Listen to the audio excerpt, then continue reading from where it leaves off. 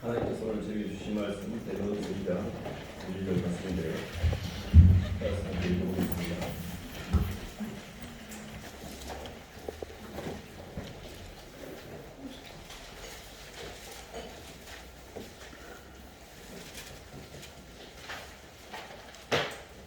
신약 378쪽입니다.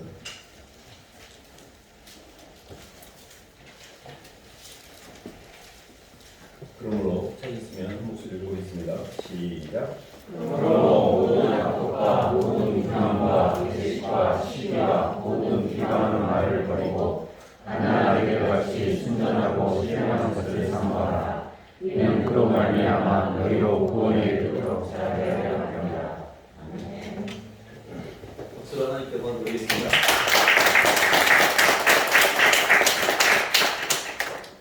성화의 구원을 믿자라는 말씀 제목인데요. 저희가 예수님을 믿고 이렇게 나는 예수님 믿고 예수님 주님으로 영접하고 구원 받았습니다. 이런 표현들을 많이 고백을 합니다. 오늘 본문 말씀을 보면 나 예수님 믿고 구원 받았는데 왜 구원에 이르도록 잘하게 하려 합니다. 이런 표현이 있을까? 이렇게 성경을 좀 읽다 보면 약간의 의문이 들 수 있습니다. 성경에서 말하는 구원의 의미는 예수님 믿고 거듭난 삶과 예수님 믿고 예수님의 형상으로 예수님 믿고 닮아가는 구원과 하늘나라에 갔을 때 완전히 예수님처럼 영화로운 구원, 다시 말하면 예수님 믿고 구원받는 걸 칭의 구원이라고 하고 예수님을 믿고 구원받은 우리가 예수님을 닮아가는 것을 성화의 구원이라고 하죠.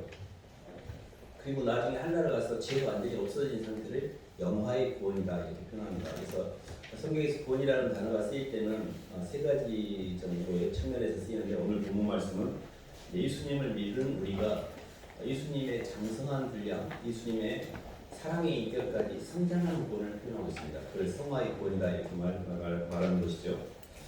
그를 어떻게 이해하시면 되냐면 아이가 태어났어요. 출생을 했는데 얘가 너무나 건강하게 성인으로 잘 자라는 거예요. 이게 이제 성장 과정을 우리가 성화의 구원이라고 이해하시면 될 것 같고 또 다른 측면에서 보면 나사로가 죽은 나사로를 주님께서 나사로를 살리시거든요. 근데 죽은 나사로가 이렇게 살아났어요. 근데 수족이 배로 동요져 있었고 얼굴은 수건에 가려진 상태. 그래서 주님이 풀어서 놓아 다니게 하라. 예수님을 믿고 거듭을 나가긴 했는데 아직도 내 안에는 죽은 자의 모습을 갖고 있는 거예요. 과거의 모습. 배로 칭칭 감겨져가지고 생각과 감정과 의지가 많이 보이고 수건을 뒤집어 쓰고 있어서 올바른 분별력을 갖고 있지 못한 상태. 그래서 우리가 예수님을 믿고 새롭게 이렇게 주님의 형상을 회복해 간다는 것을 조금 이렇게 접근해 볼 때 좋은 어떤 접근법이 뭐냐면 지정입니다. 생각과 감정과 의지가 변하는 거니까. 그래서 우리가 예수님을 믿고 생각이 구원이 돼야 되고 감정도 구원이 돼야 되고 의지도 구원이 돼야 돼요. 근데 예수님을 믿었어도 여전히 생각은 세상 생각을 하고 있는 경우가 많습니다. 육의 생각. 그래서 항상 성경하고 하나님 말씀하고 내 생각이 부딪히면 내 생각을 따라가야 돼요. 그리고 성경을 저는 한동안 볼 동안에 생각이 구원이 안 됐을 때 나타나는 현상이 두 가지인데 하나는 생각이 구원이 안 되면 성경 말씀이 자꾸 의심이 듭니다. 근데 맞을까? 하늘나라가 있긴 할까? 이 땅에서 저기 사는 것도 되게 벅찬데 뭐 하늘나라까지 생각할 겨를이 여기가 있어? 이런 의심이 좀 듭니다. 또 하나는 하나님 말씀대로 내가 살려고 하면 저항이 생기면서 손해볼 것 같아요. 그렇게 하면 나한테 도움이 안 될 것 같아요. 그래서 하나님 말씀 기준보다는 자꾸 내 생각을 내가 힘을 주는 경우가 있습니다. 이런 경우가 아직 내 안에 생각의 구원이 온전치 않은 거거든요. 영적으로 보면 하나님께서 인간을 창조하실 때 인간 안에 하나님의 사랑이 우리 안에 온전히 채워져야만 우리 아는 세계가 열려서 우리가 구원이 이루어지는 거거든요. 근데 우리가 이렇게 힘든 이유는 뭐냐면 아는 세계에 사랑이 없고 말씀이 없고 성령의 임재가 없는 상태에서 밖에 끌려가고 있기 때문에요. 그래서 성경은 죄라는 개념을 에너지 시스템의 붕괴라고 표현합니다. 하나님과 나와의 사이에 있는 관계가 단절됨으로 인하여 그분의 사랑을 못 느끼는 우리가 하나님보다도 피조세계에 끌리는 현상, 돈에 끌리고 사람에게 끌리고 환경에 끌리고 그런 것들을 통해서 나를 채우려고 하는 자기 노력을 하는데 채워지지 않는 힘듦, 뭐 이런 것들이 우리 죄의 뿌리입니다. 그래서 가장 중요한 영의 생각이 뭐냐면 모든 만물을 해독할 때, 해석을 할 때 내 욕망에 있는 선악과가 아니라 하나님의 통전적이고 우주적인 생명과의 구조로 사물을 해석할 수 있으면 이 사람이 생각의권에 접근을 하는 겁니다. 그래서 저희들이 잘 아는 말씀인데 시편 119편 한번 볼까요?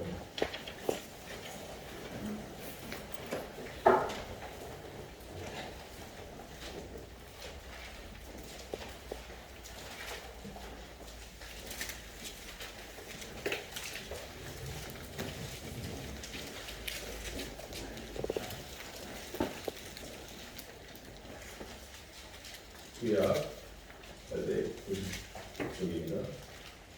890쪽 시편 119편 9절로 10절 11절까지 읽어보겠습니다. 구약 890쪽 청년이 하셨으면 한 목소리 읽어보겠습니다. 시작. 청년이 무엇으로 그의 행실을 깨끗하게 하니까 죄의 말씀을 지키게 하니까 내가 진심으로 주를 찾았사오니 죄의 때문에 선하지 말게 하소서. 내가 그렇게 범죄하지 아니하게 하여 주의 말씀을 내 마음에 두었나이다. 이 성경적으로 볼 때 죄라는 개념은 낮은 차원의 것에 끌리는 현상입니다. 그러니까 높은 차원에 있는 하나님 대신에 낮은 차원에 있는 물질이나 환경이나 사람에게 끌리는 현상을 죄라고 부릅니다. 아담이 이렇게 하와가 선악과를 따먹을 때 선악과의 어떤 그 보이는 형체의 세계보다도 아담의 말을 또 하나님의 말을 통해서 그 환경을 다스렸어야 되거든요. 근데 하와는 아담이 말해줬던 말보다 듣긴 했을 거예요. 선악과 따먹으면 안 된다는 말. 그러나 그 말보다는 또 아담이 말해주는 어떤 아담과의 관계보다는 보이는 그 선악과가 보함직, 먹음직, 지혜롭게 하는 것, 탐스러운 물질계라는 낮은 차원의 것에 끌렸거든요. 그래서 그걸 따먹게 되거든요. 탕자가 타락을 할 때 보면 아버지와의 아들의 관계라는 만남과 관계의 어떤 소중함보다도 그 돈만 가지고 세상에 나가서 내 마음껏 환경과 물질을 통해서 내가 감각을 쓰면서 내가 재밌게 살고 싶은 의미보다도 재미 쪽에 더 끌려가는 현상이거든요. 그러니까 내 안에 하나님의 말씀의 기준이 없으면 우리는 다 밑으로 끌려가게 됐습니다. 그래서 자꾸 이렇게 하부 구조에 끌리는 현상이 성경은 죄라고 이야기하고 있습니다. 돈과 사람, 물질 고개와 사람 고개를 못 놓으면 절대 영적으로 자유롭지 않습니다. 돈과 사람이 모든 고통의 뿌리예요. 근데 그것을 하나님보다 더 사랑하기 때문에 그것에 묶여버린 상태예요. 그래서 하나님께서 내가 하나님보다 돈과 사람을 사랑치 않는다는 시험, 마귀를 통과하게 하십니다. 그때 그런 과정에서 내 몸뚱이에 욕구하고 하나님의 말씀하고 충돌하게 되는 거예요. 근데 우리가 내가 범죄치 아니하려 하여 하나님의 말씀을 내 마음에 두었나이다. 청년이 무엇으로 그 행실을 깨끗게 하리까? 영의 생각을 가지고 있으면 육의 생각이 들어올 때 생각은 생각으로 처리가 됩니다. 우리가 죄를 짓는 원리가요. 어떤 안 좋은 생각이 들어왔는데 그 생각을 못 들치기 때문에 그래요. 그 생각이 계속 생각나면서 언젠가는 동력으로 움직이거든요. 뻔히 그게 안 좋은 일인지 알면서 끌려가는 거예요. 근데 청년이 무엇으로 그 행실을 깨끗게 하리까? 주의 말씀에 따라 상할 것이나 해서 영의 생각으로 육의 생각을 처리해버린 거예요. 가령 어떤 환경이나 사건이 터졌을 때 우리는 근심하고 걱정하고 염려하고 미워하고 눌립니다. 근데 그건 올바른 해석이 아니거든요. 하나님의 영의 생각을 했어야 하는데 내 겉사람에 억울하고 분하고 힘들고 내가 손해본 것 같고 이 생각이 딱 먼저 잡혀요. 그럴 때 그 말씀으로 먼저 이 생각을 처리를 해야 돼요. 영의 생각으로 육의 생각을 처리할 때 우리 영혼이 마귀에게 속지 않는 거다. 마귀라는 건 뭐냐면 뿔 달리고 막 이상한 게 아니에요. 마귀는 속이는 영입니다. 내가 지금 하고 있는 생각의 뿌리가 어디서 오는지를 항상 껴 있어야 돼요. 날마다 마귀가 주는 생각을 내 생각이라고 계속 따라가는 그게 영 분별이 첫 번째 안 되는 이유입니다. 마귀가 계속 괴롭히는 생각을 줘요. 막 내가 억울한 것 같고 저 사람이 날 무시한 것 같고 막 내가 손해본 것 같고 막 자존심 상하고 다 마귀가 주는 생각들입니다. 근데 그 육의 생각이 하나님의 말씀을 통해서 처리할 수 있는 능력이 있으면 편안해집니다. 베레아 사람은 데살로니가의 사람보다 더 신사적에서 간절한 마음으로 말씀을 받고 이것이 그러한가요? 날마다 성경을 상고한다고 했거든요. 하나님의 말씀의 원리와 세상에서 말하는 세상의 논리 사이 항상 충돌하는데 신앙생활 하면서 계속 세상 논리를 끌고 도는 사람이 있어요. 세상 갖고 하나님 말씀을 대적하는 경우가 굉장히 많습니다. 하나님의 백성은 하나님의 말씀을 따라 상부 구조를 따라 하부 구조를 처리하는 거예요. 절대 하부 구조인 세상에 먹고 사는 논리를 가지고 하나님을 대적하는 게 아닙니다. 그것이 타락이에요, 타락. 나름의 논리가 있습니다. 세상 나 먹고 살기 힘든데 아이고 지금 그런 태평한 그런 말씀하실 시간이 없어요. 저 얼마나 심각한지 아세요? 이렇게 그러거든요.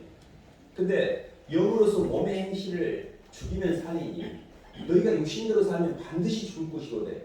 영으로서 몸의 행실을 죽인다는 것은 상부구조의 말씀으로 의미를 가지고 재미를 감각세계를 다스려야 돼요. 대부분의 타락은 내 몸뚱이에 힘주는 현상이에요. 내 몸뚱이에 끌려가는 현상이거든요.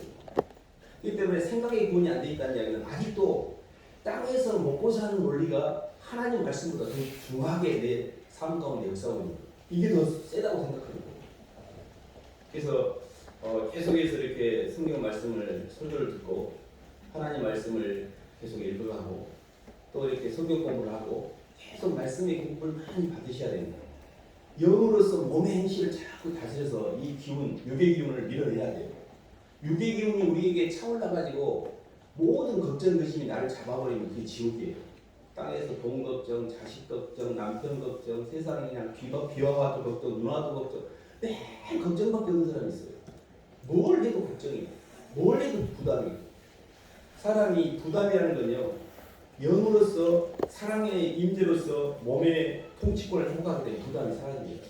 이 부담이라는 것은 바깥으로부터 오는 환경을 내 안에 그걸 다스릴 수 있는 내적인 존재의 의미가 없는 거예요. 가치의식이 없는 거예요. 사랑이 없기 때문에 이 바깥으로부터 오는 부담이 내 영혼을 통치하고 있는 상태예요. 근데 이거는 환경의 문제가 절대 아니에요. 현대인들이 지금 저희들이 60년대, 70년대보다 엄청 잘 살고 있습니다. 저희 학교 다닐 때 80년 되면 개인의 집에 한 사람당 1인의 1 자가용을 간다 이 말을 들을 때 학교 다닐 때 야 저런 거짓말 어떻게 믿을 수 있냐 그런데 살아보니까 80년 뭐 되니까 얼추 지금 뭐 훨씬 지금은 차가 집안마다 한 대가 아니라 여러 대 있잖아요. 세상이 이렇게 변하는구나. 근데 과학이 발달되고 환경이 좋아지고 GDP 올라가면서 사람 살기는 굉장히 좋아졌습니다. 근데 인생은 훨씬 더 타락해 가고 있어요. 영혼은. 영들은 가치로 살기인데 이 가치의식은 점점 희박해져가고 이들이 책을 읽거나 묵상을 하거나 교회를 다니는 게 아니라 계속 컴퓨터하고 게임하고 있고 핸드폰하고 놀고 있고 이 완전히 이 뇌가 완전히 이게 감각적인 세계에 빠져 있어요. 계속 인간은 재미를 따라가고 있는 거예요. 몸뚱이를 따라가고 있는 거예요. 하나님 말씀을 묵상하고 하나님 말씀대로 살면서 영으로서 몸의 행실을 다스려야 되는데 상부 구조를 가지고 하부 구조를 다스려야 되는데 하부 구조에서 올라오는 것이 계속 심해서 엄마 아빠도 애기가 공부하고 출세하는 게 중요하니까 예배보다는 가서 학원 보내고 예배하고 뭐 겹치면 다 예배를 희생합니다. 아주 자연스러운 현상이 되어서 그것이 예수를 믿는 집안의 아이들이 그래요. 예수 안 믿는 사람은 당연한 거고 그 정도로 하나님 말씀으로 하나님과 예배를 드리며 하나님을 경외하며 영으로서 몸의 행실을 다스리는 게 아니라 몸뚱이로부터 환경적인 필요가 예배고 뭐고 필요 없어 이렇게 되고 있는 겁니다. 이게 거꾸로 되고 있는 거예요. 이 거꾸로 되고 있는 게 전형적인 타락 현상입니다. 그래서 생각 자체가 굉장히 잘못되어 있어요. 하나님 말씀으로 우주를 해석하고 하나님 말씀의 기준으로서 보이는 것들을 다스려야 되는데 하나님 말씀보다는 세상 것들에 의해서 흔들리고 있는 현상 이게 생각의 구원이 안 됐다는 것입니다. 생각의 구원을 이루어가는 방법은 하나님 말씀을 자꾸 들으면서 위를 따라가야 되구나. 위가 중요하고 상부 구조를 따라가야 되구나. 하부 구조를 따라가면 안 되구나. 그래서 가정에서도 아내가 남편 쪽으로 붙어야 됩니다. 자식 쪽으로 끌리는 현상은 하부 구조로 끌리는 현상이에요. 항상 위로 붙어야 돼요. 근데 이게요 밑으로 붙는 것은 본능이에요. 본능. 이건 저절로 됩니다. 근데 위로 붙으려고 하는 것은 굉장한 에너지를 실어야 돼요. 가령 공부도 못하고 못생기고 세상에서 좀 이렇게 잘 못하는 사람들 보면 손가락질하고 판단하기가 아주 쉽습니다. 근데 그들의 동력을 짱하게 여기고 긍휼히 여기고 덮기는 어려워요. 윗구조에게 계속 치받으면서 뒷담하면서 저쪽으로 좀 이렇게 말하기가 굉장히 쉽지만 그 마음에 안 드는 상관에게 고개를 숙이기는 상당히 어렵습니다. 이렇게 우리가 하나님의 말씀은 우리의 본능하고는 반대로 돼 있어요. 그러니까 지키기가 굉장히 어렵게 느껴져요. 어떻게 그렇게 한대? 어떻게 그렇게 할 수가 있다? 이런 생각이 드는 거예요. 근데 그걸 할 수 있는 방법이 있습니다. 그게 두 번째 단계인데 히브리서 한 말씀 봐볼까요?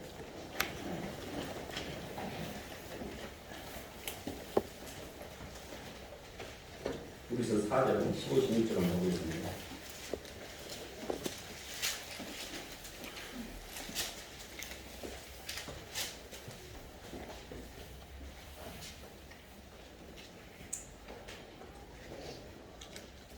신약 357쪽입니다.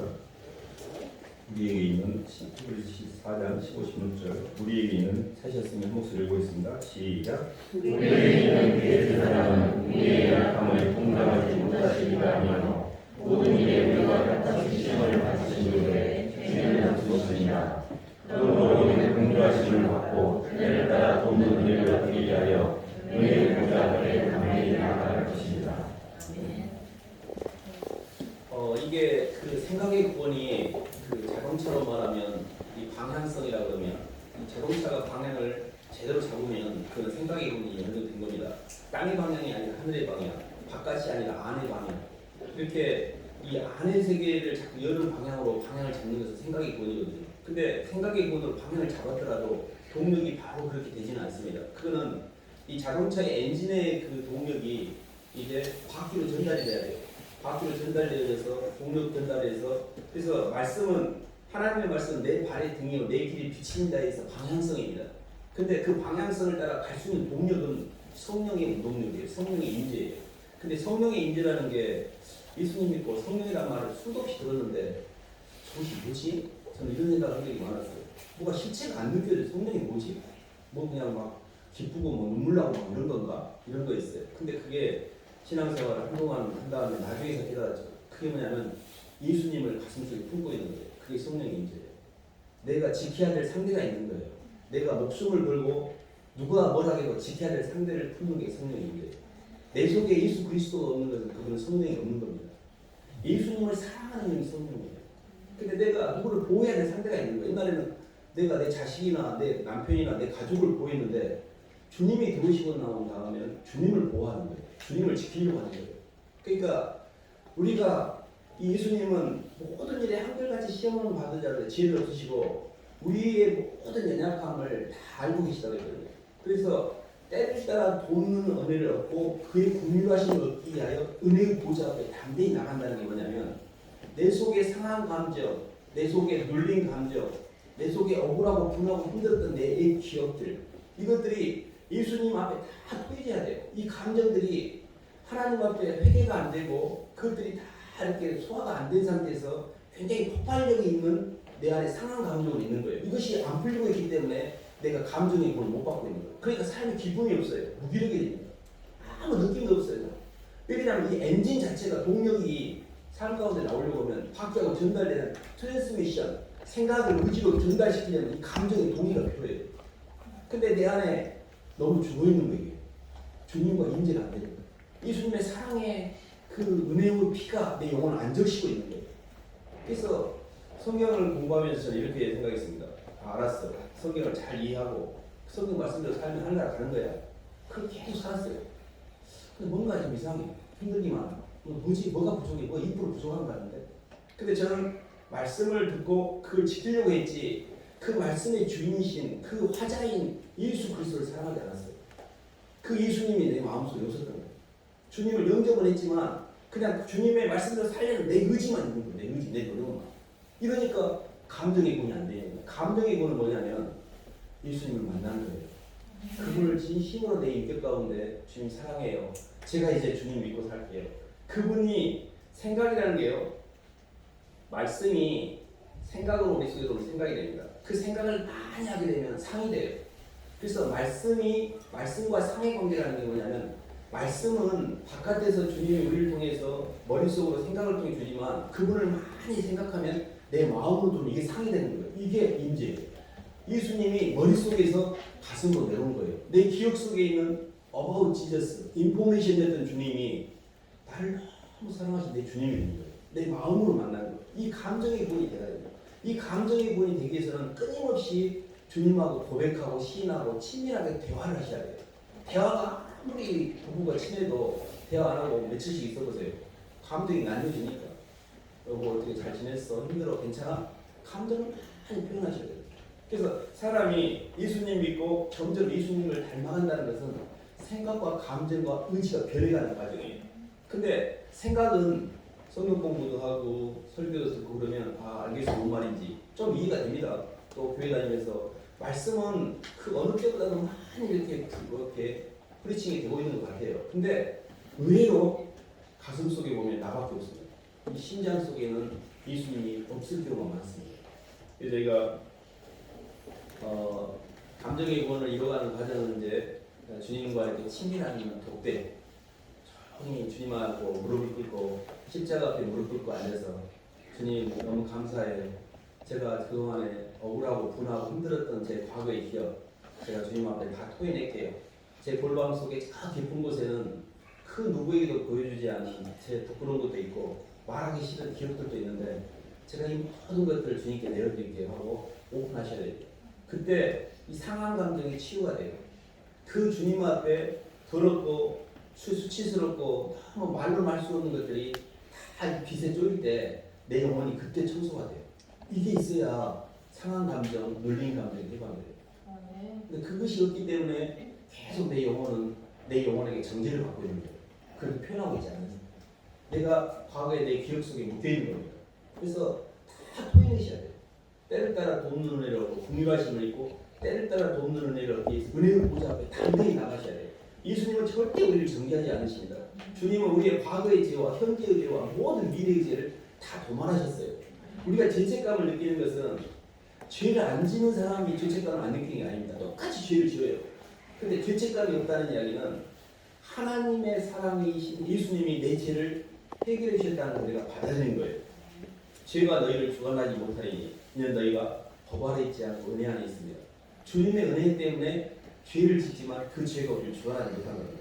그리스도 예수 안에 있는 자에게 결코 정죄함이 없나니 생명의 성령의 법이 죄와 사망의 법에서 우리를 해방했거든요. 내가 죄를 졌어요. 밥을 먹었는데 밥값이 없어. 그러면 이제 주인이 밥값 내라고 하면 묻기죠. 나는 왜 밥 먹고 밥값도 못 낼까? 정지하고 나는 왜 내 인생은 왜 이 모양이야? 맨날 이랬어요. 뭐 안 되니까. 근데 예수님이 내주셨는데요. 이렇게 말하면 tum을 칠 수가 있잖아요. 주님이 밥값 말씀해 주셨던데 못 받으셨어요? 그럼 주인이 아무 말도 못해요. 마귀는 예수님의 십자가의 보혈을 이야기하면 절대 정죄를 못합니다. 이미 다 대가를 치렀기 때문에. 그래서 주님의 그 십자가의 보혈의 피로 인해서 인과의 줄지에서 풀리는 것이 감정의 구원이에요. 인과의 줄지에 다 묶여있기 때문에 죄사함의 자유가 전혀 없어요. 예수님 믿고 정말 자유롭고 편안해야 되는데 다 너무 힘들어. 세상도 힘든데 교회 다니면 더 힘들어. 왜 이렇게 힘들어하지?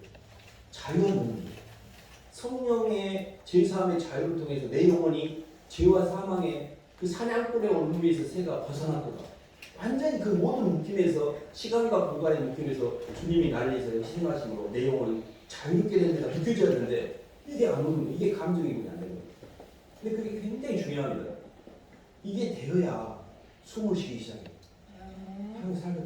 하고 살겠다. 근데 이게 너무 눌려있는 거예요. 뭔가 이게 죄책감이에요. 죄에 묶여있는 거예요. 그래서 이 감정의 거는 계속 머리로 듣는 게 아니고 마음으로 고백을 하셔야 돼요. 하나님 죄송해요. 제 안에 너무 많이 있어서 주님 생각도 안 나고 제 안에 예수님도 안 계시고 하나님 제가 이렇게 제 자신이 이 행위로 막 주님 따라가려고 하는데 너무 힘들어요.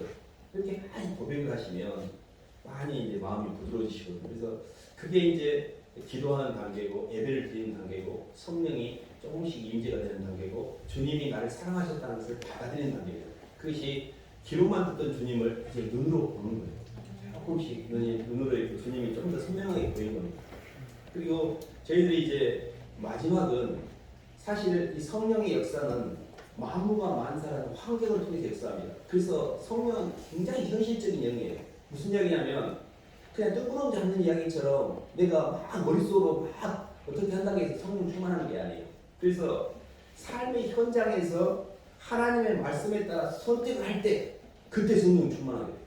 그렇기 때문에 만물과 만사라는 이 현장은 성령 충만으로 예수 그리스도의 형상으로 빚어가는 게 최고의 필요한 조건입니다. 저희들이 잘 아는 요셉이 형제들에게 팔려갔잖아요. 요셉이 형들에게 팔려갔고 또 보디발의 아내의 집에서 보디발의 아내의 유혹을 떨쳐버린 것 때문에 모함을 받고 감옥에 갇힙니다. 인간적으로 보면 요셉은 형들이 자기를 그렇게 그 꼬맹이를 갖다 구덩이에다 넣어불고 노예 상인한테 팔았을 때 저라면 형들에게 복수의 칼을 들고 내 인생 거기에 목숨을 걸었을 것 같아요. 나를 이렇게 해버린 형들에 대한 복수를 해야 될 것 같아요. 그리고 그 보디발의 아내의 그런 유혹을 떨친 것 때문에 그것 때문에도 억울하고 또 보디발의 아내의 유혹이 당시의 이집트 여인들은 굉장한 미인이었습니다. 이 굉장히 약간의 나이인 이 요셉이 그 유혹을 떨치기라는 건 남자로서 봤을 때 만만치 않습니다. 근데 그 여인의 유혹에 그냥 넘어가서 언젠가 보디발한테 들켜갖고 목숨이 당당하고 죽을 수도 있는 사이였습니다. 근데 하나님은 그 요셉을 계속 그런 삶의 힘듦을 통하여 연단하고 계셨어요. 근데 성경은 끊임없이 요셉이 하나님의 신이 요셉과 항상 함께하다. 요셉은 어떻게 해서 그런 형들의 복수심에 잡히지 않고 보디발 아내의 유혹에 끌리지 않았을까? 그 안에 하나님과의 관계성에서 신실이 있었어요. 그리고 성령의 임재가 있었어요. 어찌 내가 하나님 앞에서 이 큰 죄를 지을 수 있겠습니까? 라고 하나님의 임재를 환경에서 부담보다 더 크게 느꼈거든요. 그래서 그걸 이겨냈거든요. 근데 요셉이 그러한 환경을 통해서 이겨내는 모든 과정은 하나님의 영으로 충만되는 과정에서 만물과 만사로서 시들과 날줄처럼 필요한 환경이었습니다. 그러면 저희가 예를 들고 밖에 나가서 일어나는 모든 환경이 그게 아무 상관없이 그냥 특정 다수에서 랜덤으로 나타나는 게 아닙니다. 그게 왜 그러냐면요. 어떤 사람하고도 내가 오늘 하루 경험하는 시간이 같은 사람이 없어요. 완전 모든 사람이 다 다릅니다. 특히나 하나님의 백성은 하나님을 사랑하는 자, 그 뜻대로 부르심을 입은 자들에게는 모든 것이 한결까지 선을 이룬다 있거든요. 그러면 가장 그런 모든 마음물 속에 있는 환경 속에서 하나님은 나의 시줄과 날줄을 연결해서 내 안에 하나님 형상이 회복되는 마지막 활용 정점인 행동, 의지적인 선택을 하기를 바라고 있는 거예요. 그래서 어떤 환경이 힘듦이 왔을 때 그 힘든 환경에 대해서 하나님 말씀을 해석하고 성령의 도우심을 구하고 의지적인 선택을 통해서 도장을 딱 찍으면 그때 내가 그 과정에 성령이 충만하게 되고 내가 완전 자유롭게 되는 거예요. 그러니까 생각은 반의식입니다. 근데 그 생각을 주님 의지하고 성령의 도우심을 받고 행동으로 옮기면 완전 의식이 돼요. 그때 자의식에서 신의식으로 탈출하게 되는 거예요. 그러니까 새로운 생명력이 나타나게 되고 새로운 의식이 생기고 새로운 운동력이 나타나고 마음 가운데 전혀 휘둘리지 않는 자유함과 기쁨이 있게 되고 지금까지 힘들었던 게 하나도 힘들지 않아요. 그래서 그 사람이 하나님 말씀에 순종했다는 뜻이에요. 순종이 없이는 절대 우리 영혼이 구원받지 못합니다. 사람들이 듣기는 많이 듣는데 그들이 행동을 하지 않아요. 그래서 행함이 없는 믿음은 죽은 것이라고 수도 없이 들었는데요. 그게 왜 그러냐면 의식이 감정을 통해서 의지로 선택을 할 때 실존이 완성이 됩니다. 하늘과 땅이 통일이 되는 거예요. 이게 예수 그리스도의 형상이거든요. 근데 아무리 많이 들었고 많이 느껴도 행동을 안 하면 반쪽인 거예요. 반쪽. 아직은 행동이 안 왔기 때문에 계속 마귀에 유혹을 합니다. 그래서 저희가 행동하는 방향은 뭐냐면 행동하는 방향 자체가 저희가 누가복음 한번 봐볼까요? 누가복음 5장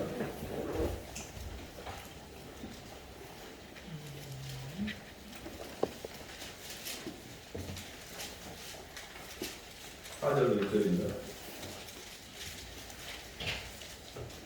신약 95쪽입니다.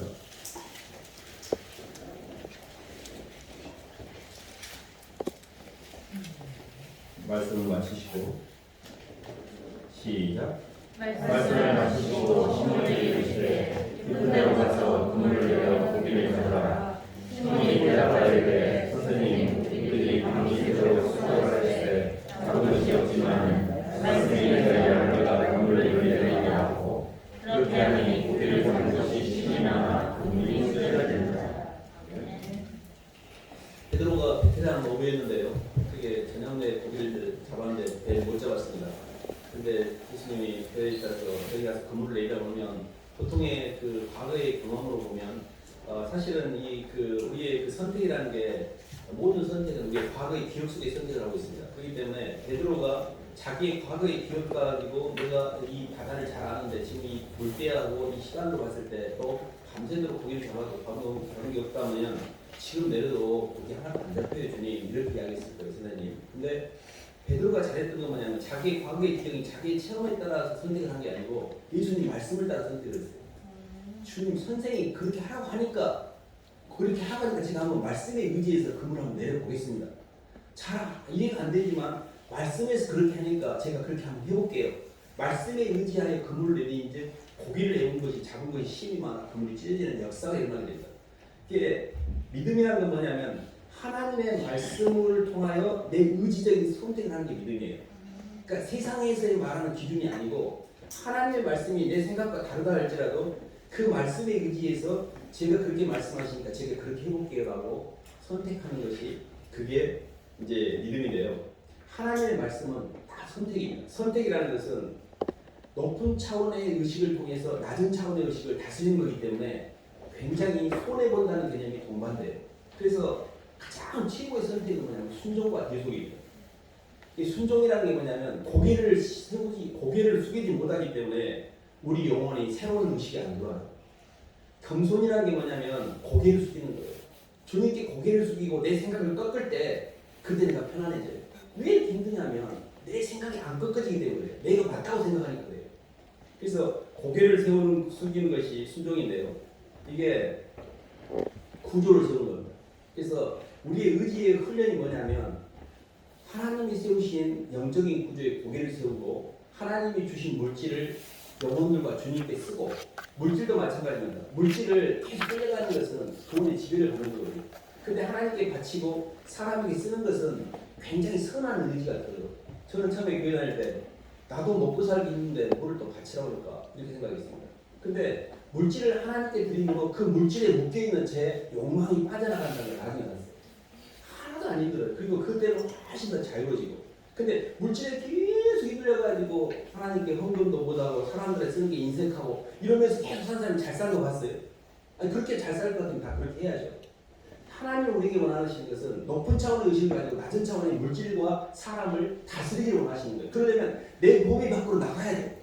무서워 죽겠어 막 바치라고 그러면 막 하라는 거예요. 근데 그것을 내가 선택하게 될 때 내 안에 그 묶인 것이 빠져나가고 사람 같은 것들, 돈 같은 것들 이런 게 이게 내 안에 선한 의지를 키우는 거예요. 이 의지의 선택을 통해서 내가 지금까지 휘둘렸던 것들이 다 빠져나가겠어요. 돈도 사람도 자존심도요. 고개를 숙이기 시작하면 그렇게 편안한데 뭐 때문에 내가 그렇게 고개를 뻣뻣이 들고 내가 서두르는 거 모르고 굉장히 편안해져요. 항상 하나님이 세우신 구조를 따라 그게 이렇게 남편이 꼴보기 싫으면 남편이 자고 있는 침대를 향해서라도 고개를 숙이셔야 돼요. 하나님 제가 고개 숙일게요. 아멘. 제가 고개를 이렇게 꺾습니다. 그게 굉장히 어렵습니다 사실. 근데 그렇게 할 때 하나님 이름이 충만해요. 그러니까 성령은 네가 이제서 네 믿음을 내가 인정하겠다. 네가 내 말을 듣고 지금 네가 순종하지 않냐? 근데 그건 뭐 말도 안 돼. 내 생각이 더 강해. 근데 그 영역이 굉장히 중요한 거예요. 그래서 순종하고 계속하는 것은 상부구조를 통해서 순종함으로 내가 손해보는 거예요.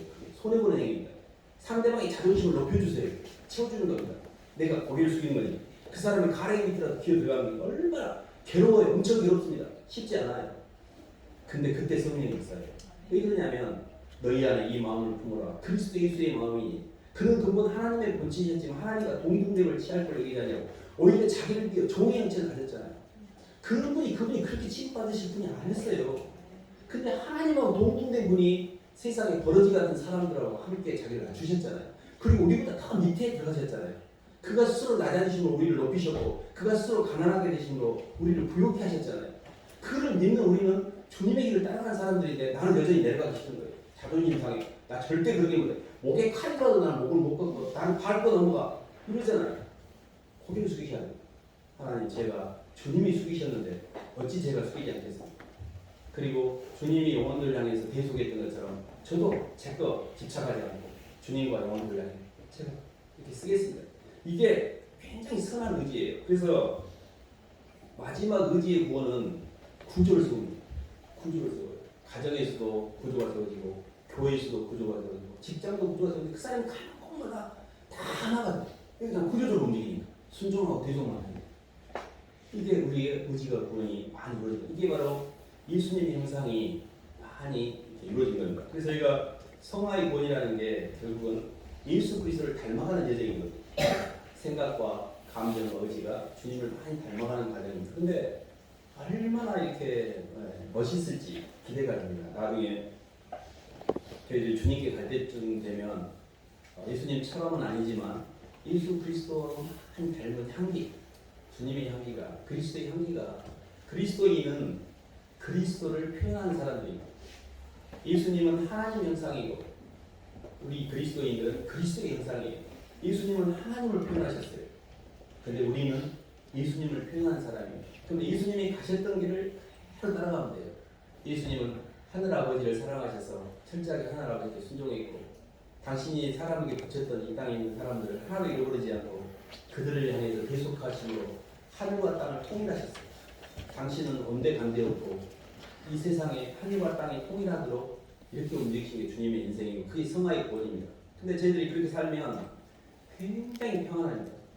이 예수님의 하나님의 영은 성령은 자유영이라고 말씀하고 계시는데 그리스도의 영이 있는 곳에 자유함이 있느라고 표현하고 있지 않습니까? 그래서 저희들이 성화의 구원을 이루어가는 여정은 평생이 걸립니다. 구원을 받았던 것은 태어나는 것은 일시적인 거지만 성화의 구원은 일생이 걸리는 거고 영화의 구원은 하늘나라에 갔을 때 주어지는 겁니다. 우리에게 지금 필요한 것은 거듭난 우리가 예수님의 인격을 잘 닮아가는 거예요. 그래서 생각도 변하고 감정도 많이 부드러워지고 의지도 선한 의지가 길어지고 그래서 육의 생각이 영의 생각으로 연민의 감정이 기쁨의 감정으로 병든 의지가 선한 의지로 이렇게 점점 변해가서 예수님을 꼭 닮아가시기를 주님의 이름으로 축원합니다. 하나님 아버지 감사를 드립니다. 하나님 저희를 이 땅에 보내주시고 예수님을 만나게 해주신 것만도 감사한데 아직도 포기하지 않고 모든 순간순간을 이용하셔서 저희 속에 예수님의 형상이 회복될 때까지 만물과 만사를 통해 역사하고 있다는 것이 얼마나 감격스럽고 감사한 일인지 모르겠습니다. 주님이 환경 속에서 저희를 놓치지 않고 인도해 가신다는 것을 저희들 잘 몰랐습니다. 의심했고 무슨 주님이 살아계시면 나한테 이런 일이 있냐라고 잘못 해석할 때가 많았습니다.